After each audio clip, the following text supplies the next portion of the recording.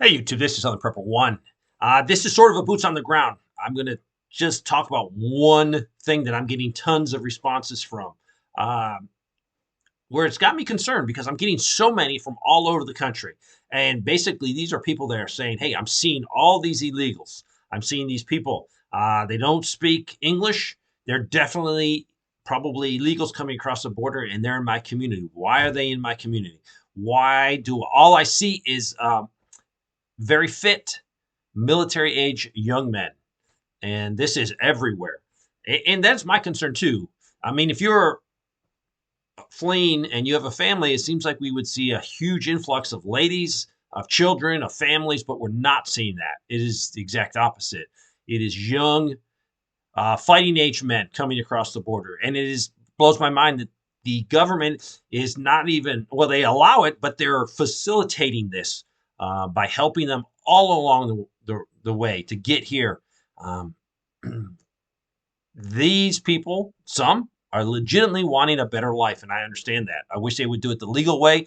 I wish our representatives in Washington, be it Republicans and Democrats, would let them do it the legal way. So when they get here, they wouldn't be looked down on because they are looked down on because they're doing something illegally. And when they come across the border, it is the facts they're giving. Some of them are giving credit cards or debit cards, giving phones, giving all kinds of things that we don't give our homeless people right now or our people that are down on our luck. So people are sending me tons of just snapshots at saying, why am I seeing all these young men doing nothing, always having money, buying things? And it is concerning. Let me read a couple to you. Um, this person was in South Carolina. They were in a Walmart. It was at night picking up some ammo. There was a group of Mexicans, maybe 15, back there with me on the ammo aisle. I told an employee I need to get the cabinet unlocked to get ammo. She would not open it until the group had moved on. After they did, she told me they'd been stealing buggies full of things, merchandise, and taking them out the back door, loading them up in vans and taking off. Um, he also said that she said they've been also opening and stealing the scopes off the pellet guns. Uh, those scopes are usually of low quality, but that tells me, hey, what are they looking for? Another person says, I live a couple miles from a subdivision near Houston, Texas. It's been in the national news lately. It is the biggest town of illegals in the U.S. We are not on the border. We're just north of Houston, Texas. And there's a huge influx of illegals that are taking over this area. They have destroyed the community because of the influx of so many. They've overwhelmed the schools, the fire department, police departments, roads, etc. This area is normally a poor area anyway, so they don't have a lot of tax money to support all these people. Also, reports that 4 different cartels are operating out of this community. Um, I also said a couple days ago, I stopped at Academy for the first time in a long while. The store is mostly empty except for the gun section. The ammo aisle was, excuse me, elbow to elbow with Spanish speaking fighting age men who, from their dress, their actions, their haircuts, were clearly new illegals stocking up on ammunition. The gun counter was busy selling handguns to more of them. I always take pride in being prepared, but it was then I realized that if a disaster happens, I cannot be prepared for what is going to come out of that community. And when I say Spanish speaking Hispanics, and no, I'm not implying that um, Hispanic people are bad people at all. Do not take that as I'm being racist, because that's not the case. There's a lot of good people, uh, all colors, and there's a lot of bad people. But what people are seeing, I'm getting tons of reports, are massive amounts of young, fighting age males uh, being sprinkled throughout the United States. Now, granted, every single one of these are not a bad person, but it just takes a very small percentage. 1%, 5% could cause massive chaos. And terrorist groups, people that would like to, bad actors would like to do harm to the United States, are using this influx to send in their people. So it is definitely concerning because the politicians, be it Republicans, be it Democrats, are not doing enough to stop this inflow of people. The sad thing is, It is proven that these people are getting monetary help. They're getting help getting here. They're getting help after they arrive. And this is taking resources away from communities that should be helping Americans.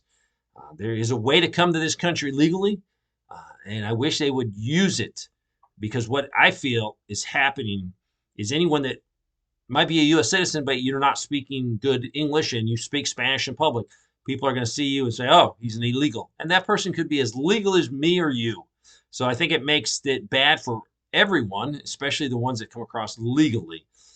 So I'm getting a lot of these reports. I was wondering, what do you see in your community? Are you seeing a lot of middle or young men doing nothing but still are buying stuff, still supporting themselves?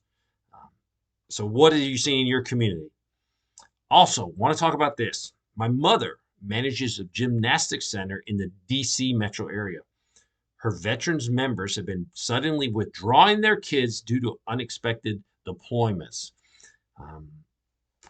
Are these deployments, or are people worried that the metro area of DC is an unsafe area? I don't know. I can just tell you what I've gotten. So it all boils down to this. You need to be a Minuteman or a Minutewoman.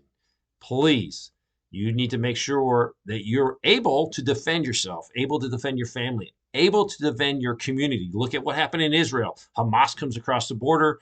Many Israelis were hampered by the gun laws of Israel. Now I think they're changing those laws, making it easier. But to me, that was beyond stupidity, not letting your people defend yourself. Do not trust any government that doesn't trust you. If your government does not trust you to own a firearm to be able to protect yourself, do not trust them. They are the enemy of the people.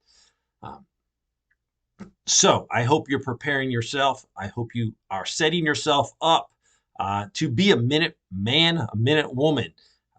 You do not have time to load magazines. You do not have time to say, where is that? Where is that? I need to go find this.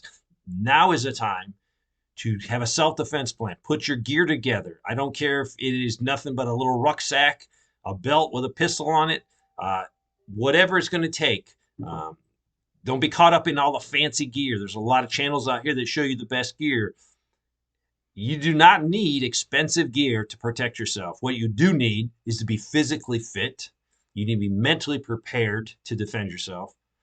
And you need to have your firearms. It doesn't matter if it's a rifle, a shotgun, a pistol. Those need to be sighted in. Those need to be ready to go. You need to maybe have a weapon light on there so you can operate in low visibility. But now is the time to prepare all this, sight your weapon in, and be ready to defend yourself. It could be a home invasion from just a regular criminal, or because of the influx of all of these people coming across our border with no verification who they are, there is a threat. If things escalate in the Middle East, that there could be problems in your neighborhood or your community. So get to know your neighbors and get mentally prepared to defend yourself. Because as you know, the police and the military are not going to be there for you. They will come and clean up the pieces or file a report, but they're not going to be there to actually protect you.